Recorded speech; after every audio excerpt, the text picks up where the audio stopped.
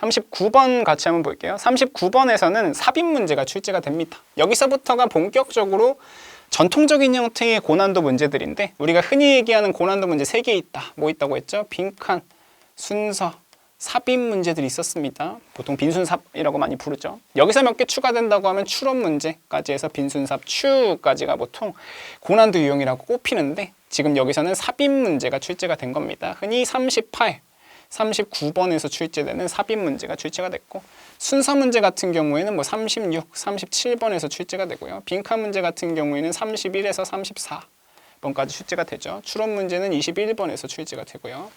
그래서 여러분들이 어떻게 보면 가장 열심히 공부해야 될 유형은 뭘까? 어떻게 보면 빈칸이긴 합니다. 왜?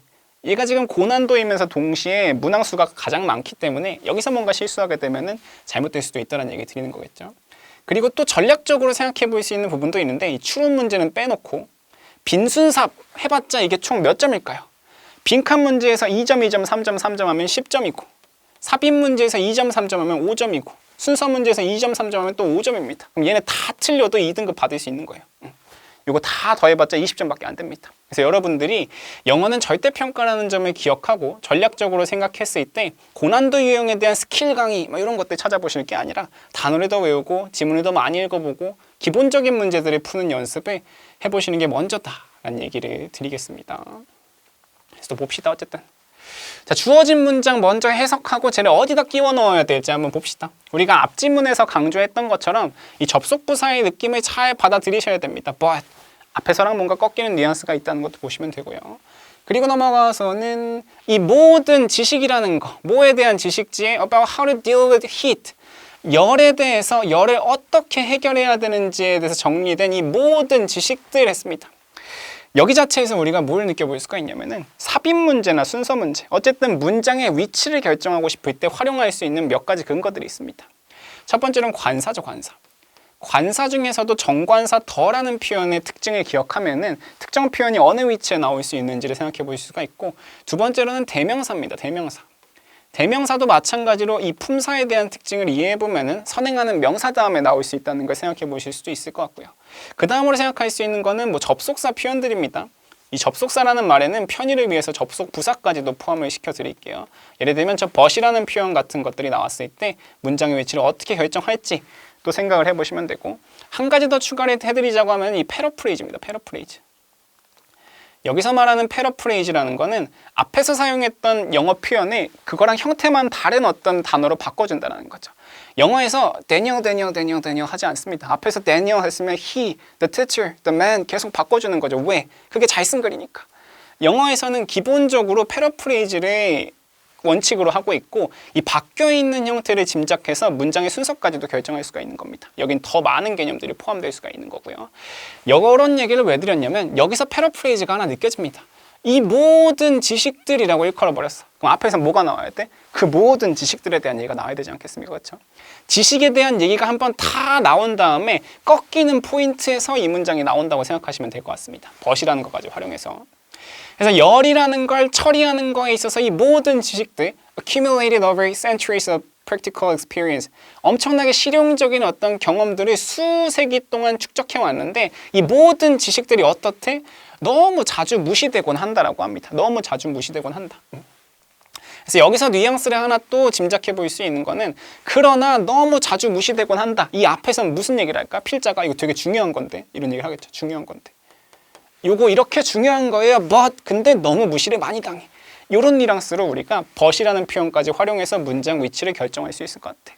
이 문장 기준으로 앞에서는 뭐가 나와야 된다고? 열을 처리하는 모든 지혜나 방법 같은 것들이 언급이 되고 필자가 그런 것들에 대해서 중요하다는 언급을 하고 있어야 됩니다.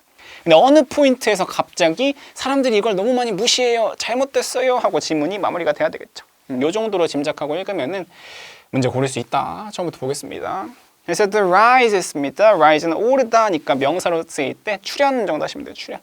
그래서 에어컨이라는 게 출현했다라고 합니다. 에어컨이라는 거의 출현이 뭐를 가속화 시켰냐면은 sealed boxes 하면은 마치 밀봉된 박스 같은 건물들을 엄청나게 많이 만들어냈다라고 합니다.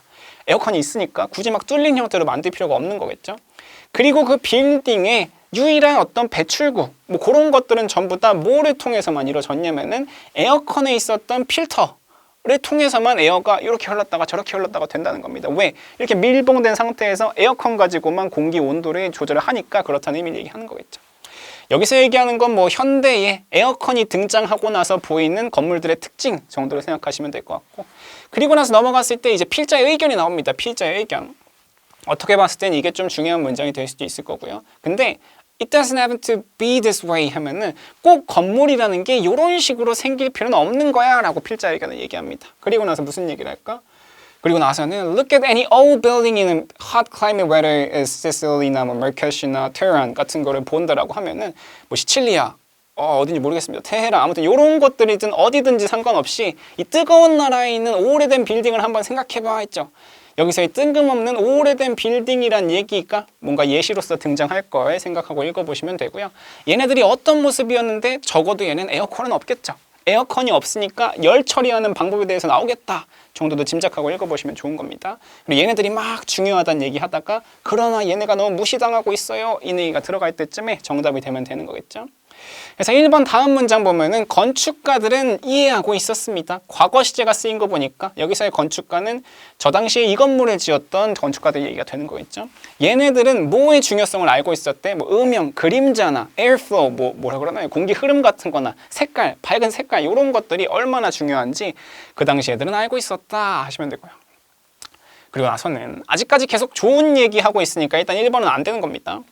이렇게 중요한 거야 근데 무시당하고 있어 해야 되는 거니까 좋은 얘기가 나오고 있을 때 1번 지우고, 두 번째로 갔을 때 그들은 oriented buildings to capture cool breezes 했습니다. 차가운 봄바람 같은 게 들어올 수 있도록 일부러 오리엔트 했습니다. 어디를 향하게 하다.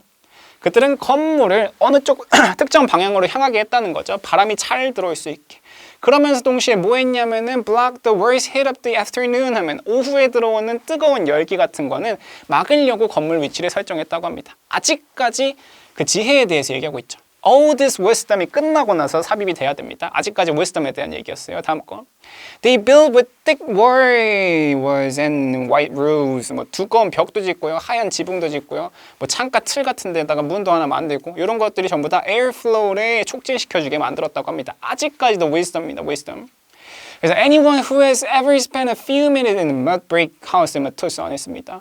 투싼이라는 곳에 진흙으로 혹은 뭐 벽돌로 만들어진 곳에서 몇 분이라도 보내봤으면 혹은 그 안에서 길이라도 조금 걸어봤으면 뭘 알 수가 있을 거다?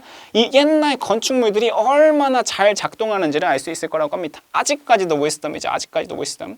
사실 아직까지도 wisdom이면 다 몇 번이겠습니까? 이러다 문제 끝나겠죠. 5번 고르고 넘어가시면 되는 겁니다. 마지막에서 얘기하는 거. 그래서 이러한 의미에서 에어컨이라는 건 단순히 개인적인 편의를 위한 기술만이 아니라 걔네는 망각의 기술이다. 망각의 기술. 여기서 얘기하는 망각이라는 포인트가 뭡니까? 종종 무시되곤 한다라는 표현의 패러프레이즈죠.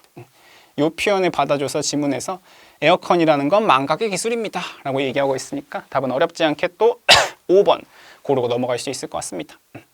그래서 삽입이나 순서 문제, 제가 생각해도 빈칸보다는 삽입이나 순서가 개인적으로는 더 어렵다고 생각합니다.